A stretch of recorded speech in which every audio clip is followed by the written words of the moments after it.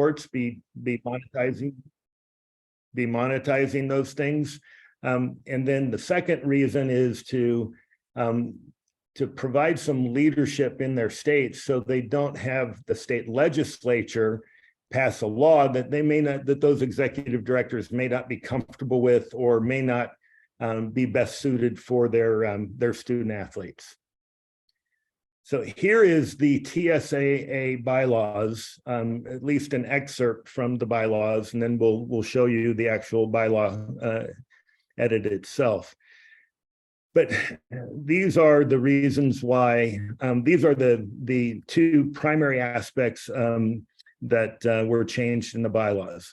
That a student athlete meets amateur status, the TSSAA now allows a student athletes to earn money off officiating athletic contests, instructions, and working as an employee of a county education program or something similar.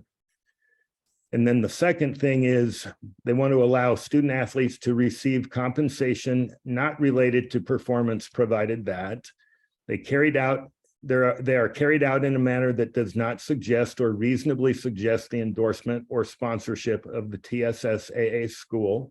So that means that a coach or a principal or a booster or any representative of the school can't either set it up or endorse it or help to make it happen. Second thing was no compensation for activities with a student in a school uniform or sporting the team or the school logos or trademarks or things like that. No clothing or gear depicting the name or logo of a TSSAA member school, current or former. So if somebody transfers in from Lipscomb to Nashville West, for lack of a better example, they couldn't use the Lipscomb logos either, even though they were now at the other school. And they could not make any references to accolades or championships. So they couldn't say, I was a state champion, I'm the wrestling state champion of 2022, and I'm here to tell you that McDonald's has the best hamburgers, or anything like that. And then, so here's the actual bylaw and the rule that was passed.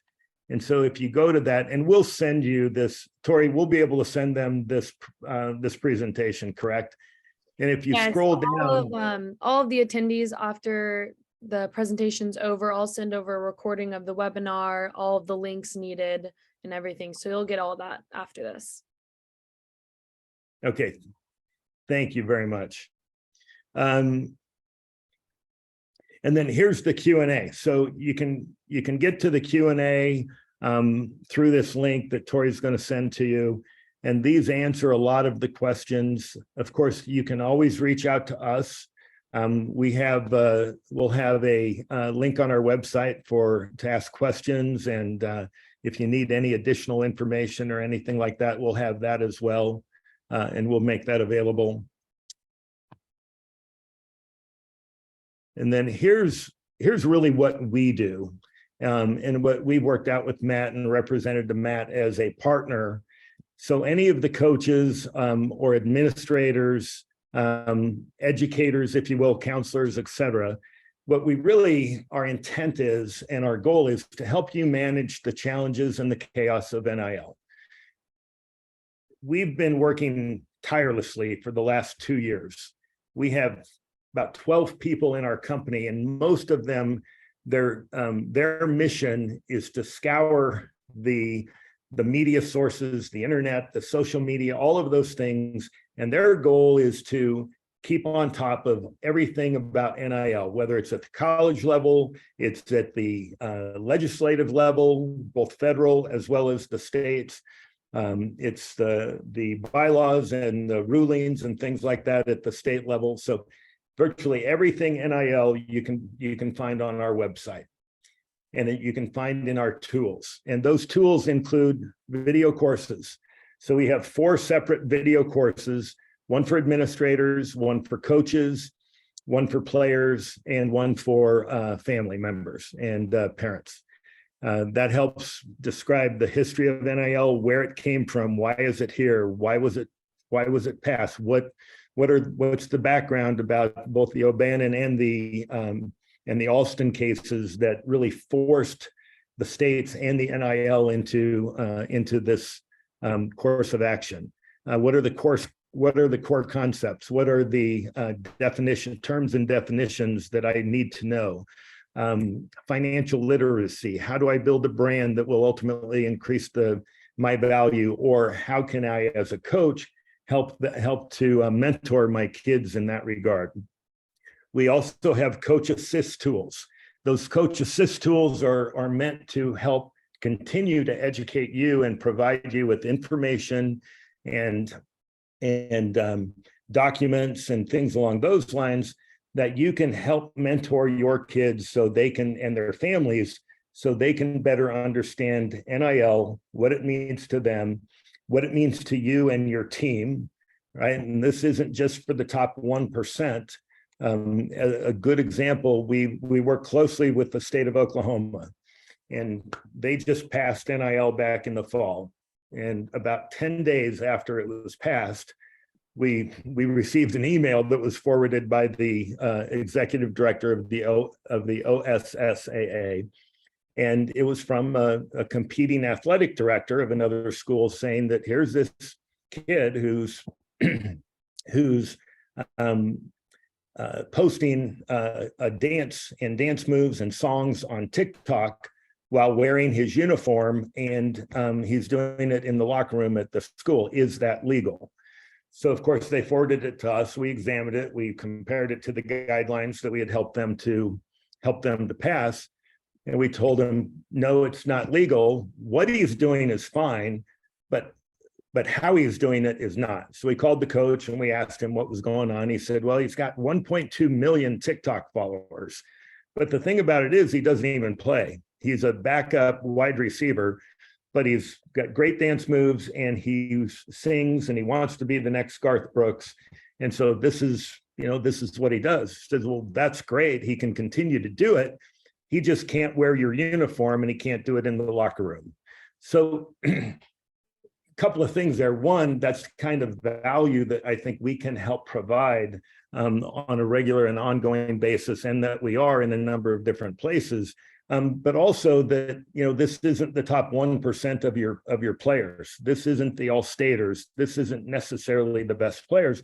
These are kids who have worked hard to establish a brand. And one of the things that we talk a lot with organizations as we're presenting things like this is not just for student athletes, right? 70% of all of the NIL deals are done for social media branding reasons, and because they have social media influence or they have a way with social media and building their own brand and things like that. So that's one of the things that, as leaders of the school, this is also available to non-student athletes, right? To the regular students who are interested in baking or automotive or finance or anything along those lines. And it'd be great for you guys to have all that information. And that's one of the things that we provide. And we, as I said earlier, we've got 10 to 12 folks that are scouring the internet and the media sources to help keep you up to date. And they do that through the Coach Assist tools, but also our resource hub that has the largest library of NIL information from the pros down all the way into the high schools that you can find anywhere. Also, we provide similar sorts of programs for your student athletes and their families and their parents. So the video courses are very similar, but they're geared more to the kids or they're geared more to the families. We also have family assist tools, financial checklists. What does this mean to your student athlete? What does this mean maybe in the form of your federal grants, FAFSA and things like that? If I take a $5,000 NIL deal, is that ultimately going to impact the money that my student athlete gets from FAFSA and from the federal student programs and things like that? How does this impact my recruiting? Excuse me. What should we be thinking about when we go on on recruiting visits and how does NIL play into recruiting and things like that. Those are very real issues and concepts for you to be thinking about and helping your kids with. Student athlete profiles, building a brand, social media mentoring, and all those types of things, content strategies, et cetera. And then, of course, the resource hub and a lot of the proactive content that we curate or we develop, whether it's in the form of webinars, podcasts. We have an Eccker 10, which works with kids who have already done NIL deals and help share their experiences, things along those lines. Blogs that are specific to things that are going on in the NIL world today. So those are some of the types of things, and we continually either post them on our website, we provide them in the dashboards that as soon as you sign up and become a subscriber, you have your own dashboard with all of this information pertinent to your perspective as a coach, and et cetera. So lots of stuff going on. Again, I wanted to keep this short so we could get to some of the questions. I know we've got a couple already being asked. But for a limited time offer, any of the webinar registrants, if you want to shoot the QR code, or even if you come to our website and use the promo code 1050, TENN50 on the payment page, you'll get $25 off. Typically, we work in a lot of different ways, but specifically on an individualized basis, we typically sell licenses, which are a year long. And for $50, you get access to all of this information that I just outlined. But for a limited time, for those of you who are on the seminar or on the webinar, you can get it for $25 each. And that lasts an entire year. You get all the updates and all the information, and you get access to all those researchers, and especially Tori here, who is leading the way in that regard. Yeah. So questions? Yeah, so this code is valid through the end of January, and you can go and register on the website anywhere or scan that QR code and type in the TENN50. But now I want to open up the floor for some questions. So if everyone, you can use the Q&A function at the bottom of your screen and type in your questions. But to start it off, we have a question. First one, I want to know how high schools are handling compliance around NIL deals. So far from the gist of all the high school administrators that you've been talking with, Randy, and I know that other people on our team have been talking to, what is the general consensus of how high schools are now handling the compliance? Because it is all fairly new. Absolutely, and it's a great question, and it's funny. It's timely, right? We actually had a conversation this morning. Tim Prukop, we were in the car, and Tim had a phone call with Mark Reeves, the executive director from the Tennessee High School Athletic Association.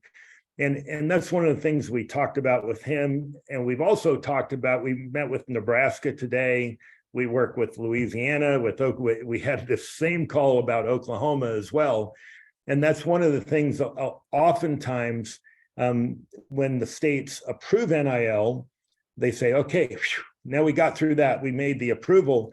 But one of the things we have to be able to do is track it, right? So that similar to whether it's eligibility, it's physicals, it's grade eligibility, anything like transfer, amateur status, all of those types of things. If you don't have records, and if you're not able to track what's going on, of course, then you can't enforce them, or you can't rule upon them, and you can't educate people as well. So that's one of the things we're working with a number of states on. One of the other things that we are doing, we have a compliance platform that a school can license from us, and it's not a huge amount of money. They can license it, and then anytime a student athlete does an NIL deal, he enters that information, and then that gets shared, number one, with the coaches or the ADs or the principals, whoever you guys would want him to or her to share it with. And then if that of course keeps track of the NIL activity and the benefit, but then also provides tax information back to the student athlete and his family. So if somebody makes $1,000, anything over $600, I believe it's $600, is taxable both at the federal level and the state level if you have state taxes. So that's one of the things that we're able to do, is provide that service as part of the platform that we provide as well. But it's a great question, and it's something that needs to be done at either the state level or at the district level, or certainly at the school level from an administrative requirement perspective. Awesome, thank you. And this next question kind of goes hand in hand with that, but more from the family side. Someone asked, do you help with writing guidelines and regulations to help parents and student athletes understand the rules and compliance? So yes, we do. So not only do we help draft them, so with Louisiana, Oklahoma, Texas now, although Texas has not approved it, and then a number of other states, Oregon and Idaho, and a number of the states that have gone that direction. We've sat with the executive director and their staffs and helped to analyze what their bylaws are today and what do they need to do if they want to move towards approving NIL. What do they need to do? And in some cases, like in Tennessee, they actually changed the bylaws, and they were able to do that with board approval. In some other places, they didn't want to go through. It was too cumbersome to change the bylaws. Excuse me. And so we help them either write interpretations or guidelines or things along those lines. So we help at the administrative level, but then we also help provide the analysis and interpretation of those for the administrators at the high school level, the coaches, the family members, and the kids as well. So yes, that's something that we work on very closely. And I'll give you a good example. I live in Omaha, Nebraska. One of the top basketball players in the state contacted me because he had been searching through the websites and things like that, contacted me, and I've helped him. Not only he took our courses, he started to build up his brand and his and how to represent himself. He's worked harder on his social media profiles. He set up a bank account. He set up an LLC. And so I helped him to do all of those things so that he could stay in compliance, not only for high school in the state of Nebraska and remain eligible while he was still pursuing NIL types of opportunities, but also as he matriculated to college at Creighton University, where he's going to take a basketball scholarship and play basketball for Creighton. So we do a lot of those types of things, and really that's why we're here, is really to help, to be of help and be of aid and support to all the stakeholders in the high school market. Absolutely. And this next question is a question I feel like we get a lot. It's how important is it for coaches and athletic directors to be educated on their state specific NIL rules? I think it's critical, and that's one of the reasons. It's not only critical to know your own state's rules, but other states' rules, not only from a high school perspective, but from a collegiate perspective as well. As you get kids who are being recruited, what are the rules and laws in often cases for the collegiate market? What are the laws and the policies and procedures of the schools that may be recruiting your kids, whether it's Tennessee or it's in Alabama or Louisiana or any place like that. The rules and the bylaws or the guidelines, et cetera, for your own state are also important, because it's probably not as important for you to know them as for you to know them so you can mentor your kids, right? And here's one of the great examples that Tim actually uses quite a bit when he's gotten pushback from coaches or administrators or people who say, well, I don't want to know anything about NIL. And we'll say, well, great. What happens when one of your players comes to you and asks you about NIL? Coach, what do you know about NIL? I'm having some ideas and thoughts about it. And if you say, I don't know anything about it and I don't want to know, what's that kid going to do? Is he just going to go home and say, well, coach doesn't know anything about it, we're just going to let that lie? No, he's going to go get that information someplace else. He's going to go get it from another coach, or he's going to go get it from his AAU coach, or he's going to go get it from a legal representative or an agent or somebody like that. And wouldn't you rather have him and or her getting that information from you, that you know you're educated, you know what it's about, and you have their best interest at heart, both short and long term? Absolutely. We have another one that says, if a student athlete loses eligibility, does it fall on the school and the administrators for not educating them correctly? That's a great question. And there are liability issues as well, and which is one of the reasons in Louisiana, for example, not only did they provide a positioning statement that approved NIL, and that's available to read. You can actually read it on our website.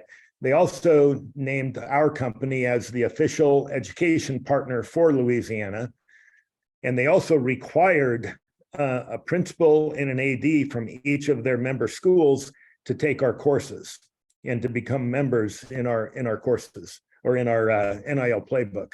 And that helps them to eliminate a lot of the liability issues that could potentially haunt them later on. And we all know that the high school market has become very litigious in a lot of ways.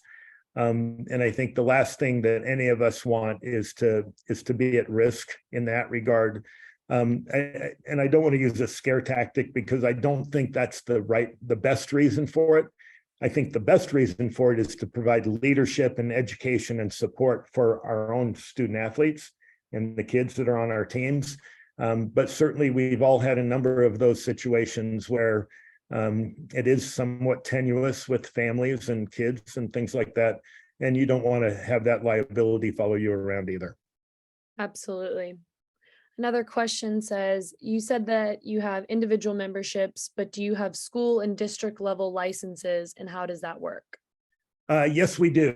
And that would work kind of on a case-by-case basis. There's a lot of issues there, but we're happy to address that. Typically in Texas, for example, we do sell individual licenses, but there's been a strong desire at the district level to have the ISDs and the various school districts and the athletic directors from the various school districts to do bulk deals where they bundle our NIL playbook in for all of their coaches and administrators and things like that. And then it would be dependent upon, the scale of that and how aggressive you want to be and things like that.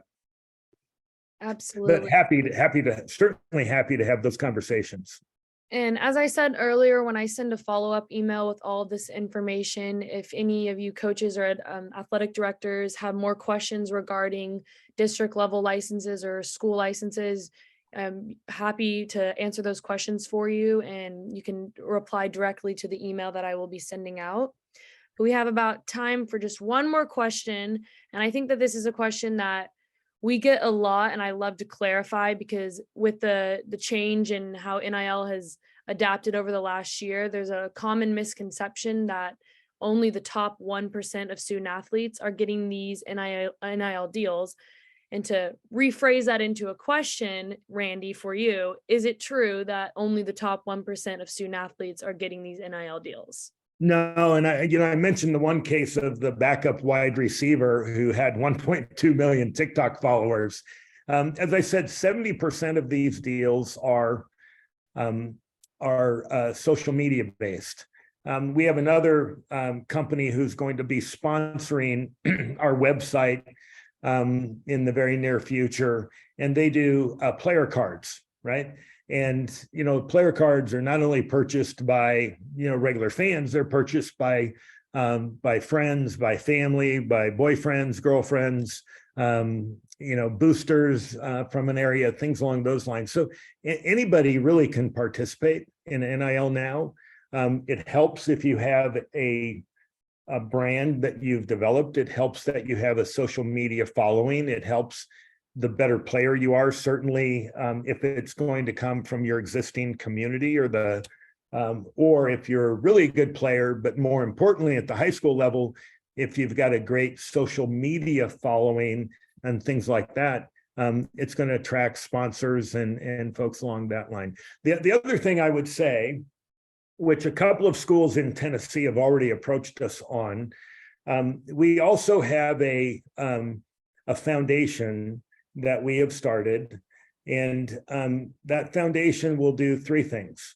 It will, number one, help subsidize education for student athletes and their families. And we're excited about that, especially families that might live in lower socioeconomic areas or things along those lines, where 30% of the proceeds will go towards the education of those kids and their families and things like that. 60% of the proceeds of the money donated and things like that will go towards the subsidization of community service-based activities. So how do you help the community? And you see a lot of college players and student athletes that are now using their NIL stature, their NIL proceeds, the money and things like that to give back to the community. And that's one of the things that we've set up. And we have this national foundation. 60% of the proceeds go towards the community service, and then the remaining 10% will go towards kids who participated in community service-based activities and but need some additional help when they go to college to help defray the cost of going to college or university or whatever. So we're really excited about that. And the reason why a couple of the schools in the area in Tennessee have approached us and talked about this is because they're, they want to be more active in that regard. And we're able to now do chapters on a more localized or a statewide basis as well.